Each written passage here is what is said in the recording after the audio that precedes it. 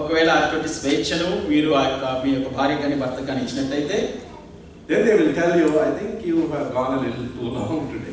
భోజనం వాళ్ళ దగ్గర కూర్చున్నప్పుడు చెప్పేస్తారు, బాగా సాగదీసావు ఈ రోజు అని అంటారు. You are so boring today. చాలా బోర్ కొట్టేసింది అని అంటారు.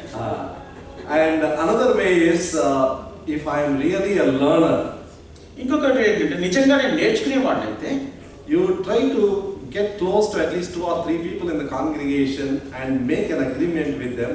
See, after my message every time, I would like you to come back to me and give me a honest feedback. నేను ఒక 2-3 స్నేహం చేసుకుని వారితో చెప్పగలుగుతాను ఏంటంటే, నా వర్తమానం అయిపోయిన తర్వాత దయచేసి నా దగ్గరికి వచ్చి నేను ఎలా చెప్పాను, వర్తమానం ఎలా ఉండింది అనే దాని గురించి నాకు మీరు చెప్పాలి అని అనుకోవచ్చు. See, unless we are constantly checking on our own weaknesses, we cannot really improve on the skill of communication. ఎడతెగక మన యొక్క బలహీనతల గురించి మనం విశ్లేషించుకోకపోతే మన యొక్క మాట్లాడే పద్ధతిలో కానీ మనం సంభాషించే దాంట్లో మనం మెరుగుపడలేము. Because we are in the business of a heavenly communication. We are not communicating like the other communicators of the world, but we are communicating a heavenly message which means hell and heaven for the other man. చూడండి, మనము పరలోక సంబంధమైనటువంటి యొక్క వర్తమానం అందించే యొక్క పనిలో ఉన్నాము. ఇతర వర్తమానికులు, ఇతర సంభాషణలు, ఇతర ప్రసంగికుల వలె కాదు, కానీ పరలోక సంబంధమైన వర్తమానము ప్రజలకు అందజేసే దాంట్లో ఉన్నాం. ఆ వర్తమానం ఒక వ్యక్తికి నరకమో లేకపోతే పరలోకమో కలుగజేస్తుంది. You think of politicians, you think of philosophers, you think of all the great talkers in the world. You know, they train their words or voices so carefully in order to influence people and get into power. చూడండి, మీ రాజకీయవేత్తలు కానీ ఇతర నాయకులు కానీ చూడండి, వారు మాట్లాడేటప్పుడు వారి యొక్క స్వరాన్ని, వారి యొక్క మాటల్ని ఎంత చక్కగా తర్ఫీదు చేస్తుంటారు అంటే, వారు మాట్లాడినప్పుడు ఆ యొక్క మాటలు ప్రజల మీద ప్రభావం చూపి తద్వారా అది ప్రజలందరూ వారికి అనుకూలంగా మారేటట్టుగా వారు చేసుకుంటారు. Their ultimate goal is selfish honor, self exaltation. వారి యొక్క చివరికి వారి యొక్క కోరిక, వారి యొక్క వాంఛంతా కూడా ఏం చేయాలంటే వ్యక్తిగతంగా వారికి పేరు రావాలి, వారు గొప్ప చేయబడాలి. We also endeavor, but our end should be how we can enthrone Christ in the hearts of people. మనం కూడా ముగిస్తాము, కానీ ముగించినప్పుడు ఏ రీతిగా ఉండాలి అంటే, దేవుడి యొక్క ప్రజల యొక్క హృదయాల్లో దేవుణ్ణి ఎట్లు మనము సింహాసనాసనంగా చేయగలుగుతాం, వారి హృదయాల్లో ప్రభుని ఎట్లు హెచ్చించగలుగుతాం అనేది. How can I be a co-worker in the building of God's kingdom in this world? ఈ లోకంలో దేవుని యొక్క రాజ్యం నిర్మించబడుతుండగా నేను జతపనివాడిగా ఏ రీతిగా ఉండగలను అనేది. Elisha was a man of choice words. He knew what to speak, how much to speak, and then when he comes to a grammatical ending, he puts the full stop. చూడండి, ఎలీషా విషయంలో చూసినట్లయితే తను ఏం మాట్లాడాలో, ఎంతవరకు మాట్లాడాలో ఏరు కోరి ఆ యొక్క పదాలను సమకూర్చుకొని సరైన వ్యాకరణంతో ముగిస్తున్నట్టుగా చూడవచ్చు. Then we see Elisha. Please turn to me, chapter 5 and verse 16. దయచేసి చూడండి, 2 రాజులు 5:16. Look at the language that he uses. తాను వాడుతున్న భాషను చూడండి అక్కడ. But he said, as the Lord liveth, before whom I stand, I will receive none. ఎవరి సన్నిధిని నేను నిలబడి ఉన్నాను, ఇశ్రాయేలు దేవుడైన ఆ యెహోవా జీవముతోడు నేనేమీ తీసుకున్నానని చెప్పాను. In the English Bible, the first expression of that sentence, in Telugu it comes a little later, as the Lord liveth. Look at that strange expression. తెలుగులో రెండవ భాగంలో ఉంటుంది, కానీ ఆంగ్లంలో మొదటి భాగంలో ఉంటుంది. యెహోవా జీవముతోడు, యెహోవా సజీవుడైన కారణం చేత అని అంటాడు. He uses the same expression in chapter 3 verse 14. 3:14లో కూడా అదే విషయం మాట్లాడుతున్నాడు. ఆ రకమైనటువంటి ఒక భాష మాట్లాడుతాడు. As he was facing the king of Israel, Ahab, and Jehoshaphat, he says in verse 14, as the Lord of hosts liveth. ఆహాబు, యెహోషాపాతు ఇశ్రాయేలు రాజులను ఎదుర్కొన్నప్పుడు అదే అంటాడు అన్నమాట. ఎవరి సన్నిధిని నిలబడి ఉన్నాను, ఆ ఇశ్రాయేలు దేవుడు యెహోవా జీవముతోడు అని అంటాడు. Look, he is trying to magnify and affirm the fact that he is a living God. He is expressing this great testimony before a Gentile captain. చూడండి, ఆ యొక్క అన్య దేశపు సైన్యాధికారి ఎదుట తను ఎక్కడ నిలబడి ఉన్నాడో, ఏమై ఉన్నాడో, ఎవరి సన్నిధిలో నిలబడ్డాడో అనే విషయాన్ని, అంటే అలాగా ఆ జీవముల దేవుణ్ణి ఎంతో ఉన్నతమైన రీతిలో హెచ్చించి కనబరుస్తున్నాడు. In other words, he is trying to say, all your gods, the gods whom you worship, they are all dead. They are all gold and silver, as Psalm 115 says. But my God is a living God. ఇంకొక మాటలో Elisha ఏం చెప్తున్నాడు అంటే, మీ దేవుళ్ళు మీరు ఎవరైతే ఆరాధిస్తున్నారో, మీరు ఎవరైతే పూజిస్తున్నారో, కీర్తనలు 115 ప్రకారం చూసినట్లయితే వాళ్ళందరూ కూడా బంగారం, వెండి, ఇతర వస్తువులతో చేయబడ్డవారు, కానీ నా దేవుడు సజీవుడైన దేవుడు అనేది కనబరుస్తున్నాడు. Now, how did he get this expression? అయితే ఈ యొక్క భావము ఏ రీతిగా ఆయన కనపరచగలిగాడు? Elijah used the same expression. If you see 1 Kings chapter 17 and verse 1 before Ahab, he says the same words, as the Lord God liveth. చూడండి, ఏలియా కూడా ఈ రకమైనటువంటి యొక్క భాషని మాట్లాడుతూ తను కనబరుస్తూ ఉంటున్నాడు. 1 రాజుల 17వ అధ్యాయంలో యెహోవా జీవం తోడు అనే మాట మాట్లాడుతుంటాడు. Unless we are deeply conscious that we are serving a living God, we cannot have the boldness and the certainty and the conviction to deal with problems. మనం జీవముల దేవుణ్ణి సేవిస్తున్నామనేటువంటి యొక్క స్పర్శలో మనం ఉండి దాని సంపూర్ణంగా దాని గురించి ఒప్పింపబడ్డ వారం అయితేనే తప్ప గొప్ప సేవ మనం చేయలేము. Immediately after that he says, before whom I stand. That is also a very strange expression. తక్షణమే తాను ఏమంటాడంటే, ఎవరి సన్నిధిని నేను నిలబడి ఉన్నాను అంటాడు. అది కూడా ఎంతో వింతైనటువంటి యొక్క మాట పలుకుతుంటున్నాడు. Not only he affirms the fact that the Lord whom he worships is a living God, ఏ దేవుడిని తను ఆరాధిస్తున్నాడో ఆ దేవుడు జీవముల దేవుడు అనేది ఖచ్చితంగా చెప్పడం మట్టుకే కాదు, immediately he says his condition and his standing before that living God. తక్షణమే ఆ జీవముల దేవుని యొక్క సన్నిధిలో తన స్థానం నుంచి ఎక్కడ ఉన్నాననేది కనబరుస్తున్నాడు. He does not say, I am not even conscious that I am standing before a big captain. ఒక గొప్ప సైన్యాధిపతి ఎదుట నిలబడ్డాడనే ఒక స్పర్శలో ఆ జ్ఞానంలో నేను ఏమాత్రం లేను అంటున్నాడు. Elijah also said, I am not even conscious that I am standing before Ahab, the big king of Israel. I am more conscious that I am standing before a living God. ఇశ్రాయేలు యొక్క గొప్ప రాజు అయినటువంటి అహాబు ఎదుట నిలబడ్డానే యొక్క స్పర్శలో నేను లేను, కానీ నేను ఆ జీవం గల యెహోవా సన్నిధిలో నిలబడ్డాననే సంగతి ఏలియా కూడా కనబరిచాడు. Now supposing in this hall Lord Jesus Christ is standing literally there at the back, how could all our reaction be? Just think for a moment. ఒక్క క్షణం గురించి ఊహించండి. ఈ యొక్క గదిలో ఆ చివరిలో ప్రభువు యేసుక్రీస్తు వారు నిలబడి ఉన్నారనుకోండి. ఒక్క క్షణం ఊహించండి. Do you think there will be a need for the announcement, please come, don't stand there outside and don't talk and come forward and fill all the empty chairs? Do you think there will be a need for this? ఇక్కడ నిలబడేసేసి, అయ్యా బయట ఎవరు నిలబడవద్దు, ఆవరణంలో ఎవరు ఉండవద్దు, రండి లోపలికి రండి, కుర్చీల్లో కూర్చోండి అని ఇక్కడ నుంచి ప్రకటన చేయాల్సిన అవసరం ఏమైనా ఉంటుంది అనుకుంటున్నారా? There was a time when I was working in an institution that we invited the President of India for a meeting. చూడండి, ఒక సమయం ఉండింది, నేను ఒక సంస్థకి పనిచేస్తున్నప్పుడు భారతదేశపు రాష్ట్రపతిని ఒక మీటింగ్ నిమిత్తము, సమావేశం నిమిత్తము ఆయన ఆహ్వానించాం. I was also one of those who was in the organizing committee. ఆ యొక్క ఆర్గనైజింగ్ కమిటీలో, ఈ యొక్క సమావేశం ఏర్పాటు చేసే కమిటీలో నేను కూడా ఒక సభ్యుడను. The president would come and spend an hour or two, but the preparations began several weeks before.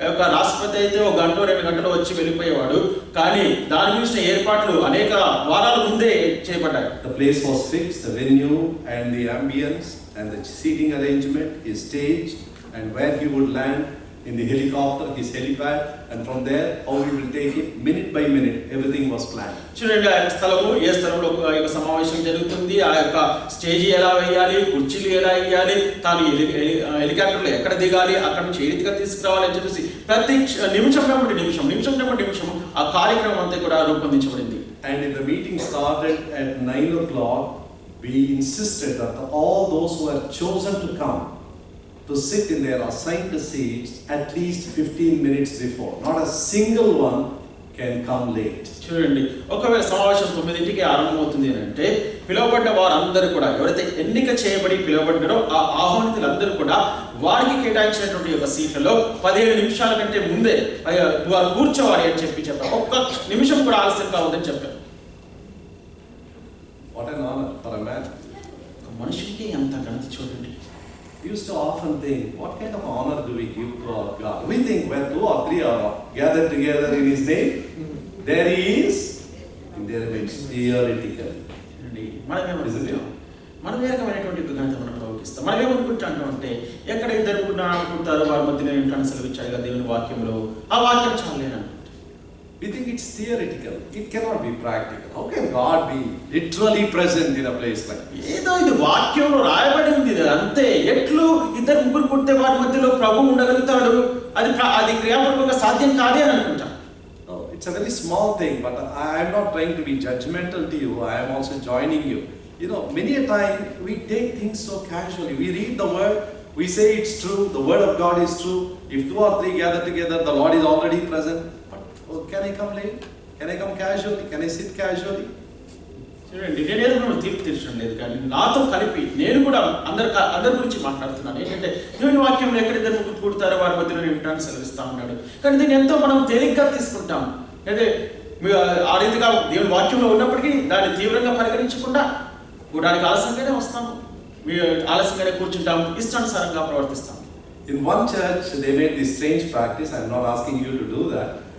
They will keep a chair empty there. చూడండి, ఒక సంఘంలో ఒక వింత అయినటువంటి ఒక అలవాటు వారికి ఉంది. అదేంటంటే వారి యొక్క సంఘంలో ఒక కుర్చీ వేసి పెడతారు, ఖాళీ కుర్చీ. And they believe that Lord Jesus is seated there. వారు ఏమని నమ్ముతారంటే ప్రభువు యేసుక్రీస్తు వారి యొక్క కుర్చీలో కూర్చున్నారని నమ్ముతారు.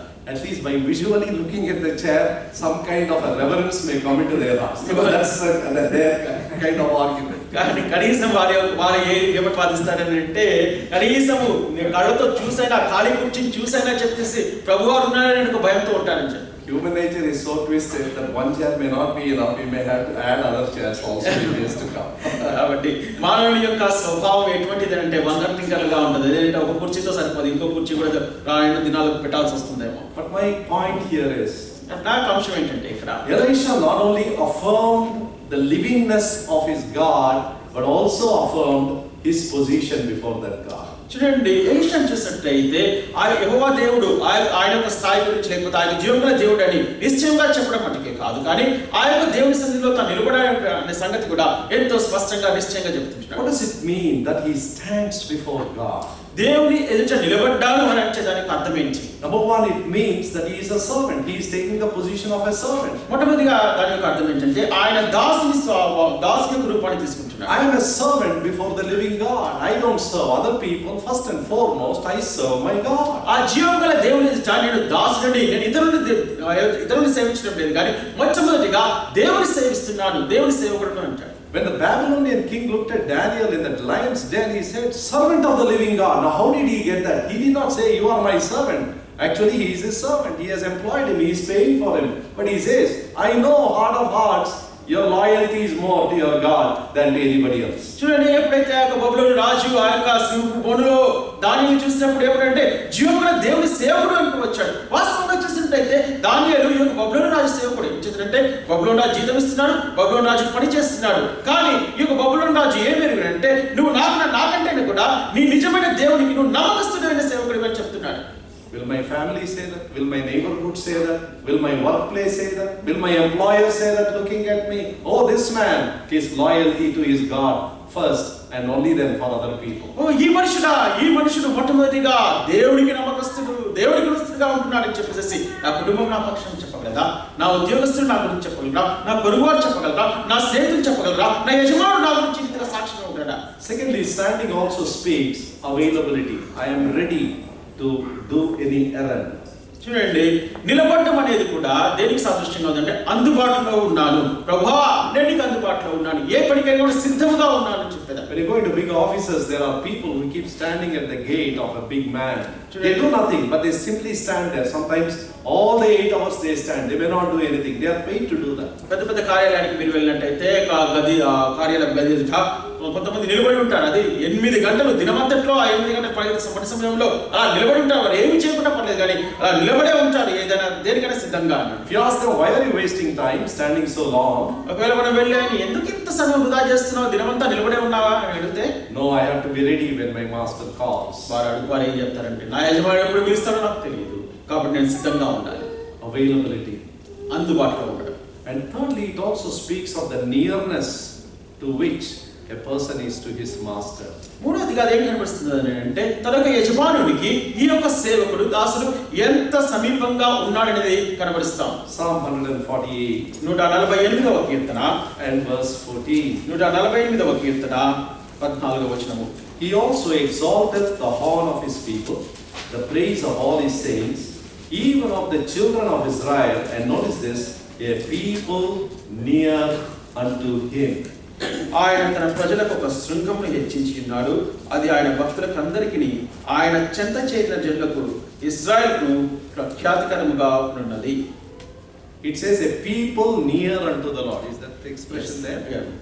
ఆయన తన చెంత చేరిన జనులకు ఇశ్రాయేలు చెంత చేరిన A people who are very close to him. ఆయన యొక్క చెంతకు ఆయనకు బహు సమీపంగా వచ్చిన వారికి We serve a living God, we stand before a living God all the time. మనం ఎల్లప్పుడూ కూడా ఆ యొక్క జీవముల దేవుని యొక్క సన్నిధిలో నిలబడి ఉన్నాము, ఆ జీవముల దేవుని సేవిస్తున్నాము.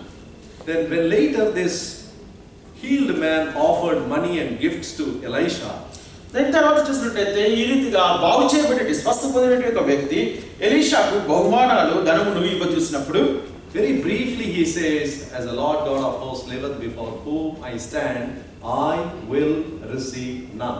Very simple, very direct, very polite answer. ఎంతో స్పష్టంగా మర్యాదపూర్వకంగా క్లుప్తంగా ఏమంటున్నాడంటే ఎవరి సన్నిధి నేను నిలబడి ఉన్నానో ఇశ్రాయేలు దేవుడు ఆ యెహోవా జీవితుడు నేనేమీ తీసుకున్నానని చెప్పాడు. Is it right for him to say that?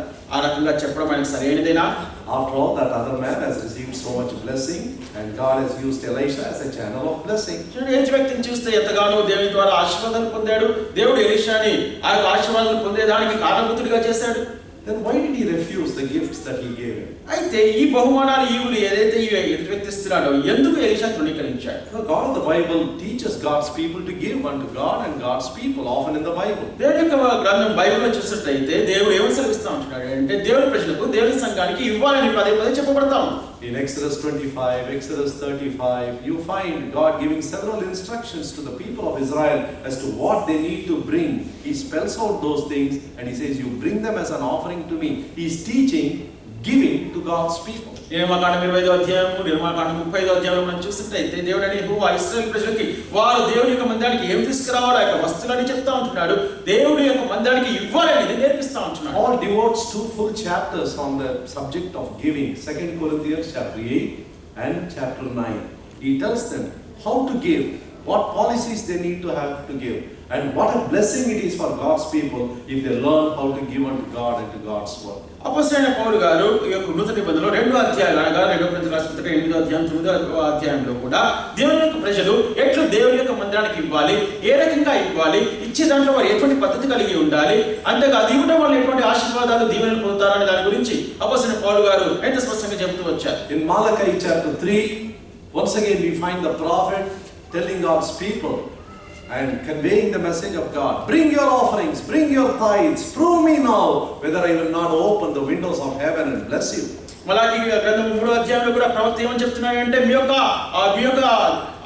విషయాన్ని కూడా తీసుకొని నాకు అర్పణలు అర్పించండి, మీ యొక్క అర్పణలు అర్పించండి, పరిశోధించి తెలుసుకోండి అని అంటాడు. So in the midst of all these teachings and instructions, why is it that Elisha refused in this context? కాబట్టి ఈ రకమైన అనేక బోధనలు ఉన్నప్పటికీ, ఈ రకమైనటువంటి అనేకమైన హెచ్చరికలు ఉన్నప్పటికీ కూడా ఎందుకు ఎలీషా ఈ యొక్క బహుమానాలు తీసుకునే దానికి నిరోధిస్తున్నాడు? Here is a Gentile man who has come in search of help. చూడండి, ఇక్కడ చూసినట్లయితే ఈ యొక్క అన్యుడైనటువంటి వ్యక్తి సహాయం నిమిత్తం వచ్చాడు. He does not even know God. ఈయనకు దేవుడు ఏమో కూడా తెలియదు. He would have gone to his own gods and goddesses and the temples and the priests where they would receive gifts. చూడండి, బహుశా ఆయన తనకు తెలిసిన ఒక దేవతల దగ్గరికి, ఆ యొక్క దేవతల యొక్క మందిరాలకి, ఆ యొక్క మందిరాలకు వెళ్ళి ఆ యొక్క ఈవులు బహుమానాలు పొందే దేవతలను ఈ యొక్క నయమాన్ని ఎరుగునేమో. But Elisha was so zealous for God's name that man should not think that he has come to the God of Israel and when he receives a help, he must pay for it. కాబట్టి Elisha చూసినట్లయితే దేవుడి గురించి ఎంత రోషం కలిగి ఉన్నాడు అంటే ఇటువంటి ఒక అన్యుడైనటువంటి వ్యక్తి యెహోవా దగ్గరికి వచ్చినప్పుడు, యెహోవా ఆయనకి సహాయం చేసినప్పుడు తిరిగి ఈయన ఏదైనా చెల్లించాలి, బహుమానాలు ఇవ్వాలని అనుకోకూడదని ఎలీషా అనుకున్నాడు. I want this man to go back to his country and say how freely he has received this blessing. ఈ వ్యక్తి ఈ నయమాను తన దేశానికి తిరిగి వెళ్ళి ఎట్లు తను ఉచితంగా ఈ యొక్క బహుమానాన్ని ఆశీర్వాదాన్ని పొందాలో ఇతరులకు చెప్పాలని కోరాడు. In the first century church, as we read in 3rd John, we read they took nothing from the Gentiles. When Gentiles were willing to give something for God's work, they said no, thank you. చూడండి, మొదటి శతాబ్దంలో ఉన్నటువంటి సంఘాన్ని చూసినట్లయితే 3వ యోహానులో మనం స్పష్టంగా చూడవచ్చు. అన్యులు వచ్చి సంఘానికి ఇవ్వాలనుకున్నప్పుడు అన్యుల నుండి ఏ ఒక్కటి కూడా వారు తీసుకోలేదు, ఆశించలేదు. He refused to merchandise ministry. చూడండి, పరిచర్యను వ్యాపార నిమిత్తం వాడేదానికి నిరాకరించాడు. What a great example is Elisha. Elisha ఎంత చక్కటి ఉదాహరణ మాదిరో చూడండి. How great his zeal was for his living God. తన జీవముగల దేవుని గురించినటువంటి యొక్క ఆశ ఎంత గొప్పదో చూడండి. How great was his burden that this Gentile man should know the true and the living God, and he should go back to his country and say there is a true God in the land of Israel. ఈ యొక్క అన్యాయక వ్యక్తి జీవముగల దేవుని ఎరిగిన వాడై ఆ యొక్క తన సొంత దేశానికి వెళ్ళిపోయి ఇశ్రాయేలు దేశంలో జీవముగల దేవుడు ఉన్నాడని సత్యాన్ని బయలుపరచాలని కోరాడు. He had a word of comfort for this healed man. Go in peace, he tells him finally. చూడండి, ఇక్కడ చూసినట్లయితే ఈ బాగుపడేటువంటి ఒక వ్యక్తికి ఆదరణపూర్వకమైన మాటలు ఎలీషా దగ్గర ఉన్నాయి. నెమ్మది గలవాడవై వెళ్ళుము అని అంటాడు. We have seen the testimony of the girl. We have now seen the testimony of a great prophet. మనము ఒక చిన్న అమ్మాయి యొక్క సాక్ష్యం చూసాము. దాని తర్వాత గొప్ప ప్రవక్త అయిన ఎలీషా యొక్క సాక్ష్యం మనం చూసాము. It is so sad that this chapter ends with a very, very sad and a negative testimony. అయితే ఎంతో విచారకరమైన విషయం ఏంటంటే ఈ యొక్క అధ్యాయము ఎంతో ప్రతికూలమైనటువంటి సాక్ష్యంతో ఈ యొక్క అధ్యాయం ముగించబడతా ఉంది. The end of the chapter is the focus on a man called Gehazi. ఈ యొక్క అధ్యాయం యొక్క చివరిలో మనం చూసినట్లయితే గేహాజీ పైన కేంద్రీకృతమైంది. Gehazi came for training. He is expected to be a great prophet. He is supposed to succeed Elisha as a prophet. చూడండి, గేహాజీ Elisha దగ్గరికి తర్ఫీదు నిమిత్తం వచ్చాడు. తాను భవిష్యత్తులో ఎలీషా తర్వాత ప్రవక్తగా ఉండవలసినటువంటి వాడుగా ఉంటున్నాడు. He had the privilege of being with Elisha, hearing his words and seeing the miracles that were happening right in front of his eyes. ఎలీషాతో కలిసి ఉండేదానికి ఎలీషా తాను చేస్తున్న యొక్క గొప్ప అద్భుత కార్యాలు, సూచక్రియలు తన యొక్క స్వంత నేత్రంతో చూసే యొక్క ఆ ఆధిక్యత ఈయన కలిగి ఉన్నాడు. The chapter begins with a girl who was in the worst of environments, and the chapter ends with a man who is in the best of environments. ఐదో అధ్యాయం మొదటి భాగంలో చూస్తుంటే ఈ యొక్క అధ్యాయం ఏది ఆరంభించబడుతుందంటే ఎంతో ప్రతికూలమైనటువంటి ఒక పరిస్థితిలో, ఎంతో వ్యతిరేకమైనటువంటి స్థితిలో ఉన్నటువంటి, శత్రుత్వమైనటువంటి స్థితిలో ఉన్నటువంటి ఒక అమ్మాయితో ఆ పరిస్థితులు గుండా ఆరంభమవుతా ఉంది ఐదో అధ్యాయము. ఐదో అధ్యాయం ఏదిగా ముగించబడతా ఉంది అంటే అన్ని అనుకూలమైనటువంటి పరిస్థితులు, శ్రేష్టమైనటువంటి స్థితిగతిలో ఉన్నటువంటి యొక్క గేహాజీతో ముగించబడతా ఉంది. If you do not know the whole story, we would have said, what a sad thing that this girl is in a place and an environment where her faith has no chance to grow at all. చూడండి, కథ దగ్గర మనకు తెలియకపోతే మనం అనుకునేవాడు, అయ్యో ఈ అమ్మాయి ఎటువంటి దీనస్థితిలో ఉంది, ఆమె కలిగిన విశ్వాసము ఎదిగేదానికి ఎటువంటి ఆస్కారమైనటువంటి పరిస్థితిలో ఉంది అని మనం అనుకునేవాడు. In the same breath, we would say, how fortunate is Gehazi to be with the great man of God, Elisha, who had a double spirit of Elijah, who was performing miracle after miracle, and to be in that school, in that seminary, as Elisha the principal. Oh, he is sure to become a great man of God. అదే ఒక దృక్పథంతో మనం ఆలోచించి ఒక గేహాజీని చూస్తుంటే అనిపించేది మనకి ఏంటంటే, అబ్బా గేహాజీ ఎంత అదృష్టవంతుడని, ఎంత మంచి కళాశాల తర్ఫీదు పొందుతున్నాడు, రెండంతల ఆత్మ ఏలియా నుంచి పొందిన ఎలీషా దగ్గర ఉంటున్నాడు, ఇంత చక్కటి ఉపాధ్యాయుడు మన దగ్గర ఉన్నట్టయితే ఎంత గొప్ప ఆధిక్యత అని మనం అనుకుంటాం. What do we learn from this whole story? మరి ఈ కథ అంతటి నుంచి మనం ఏం నేర్చుకుంటున్నాం? Number one, మొట్టమొదటిది, being in the best of places does not guarantee spiritual safety or prosperity. శ్రేష్టమైన స్థలంలో ఉండటం వలన ఆత్మీయ భద్రత కానీ ఆత్మీయ ఎదుగుదల కానీ ఉంటుందని మనం అనుకోలేము. The other case is Judas Iscariot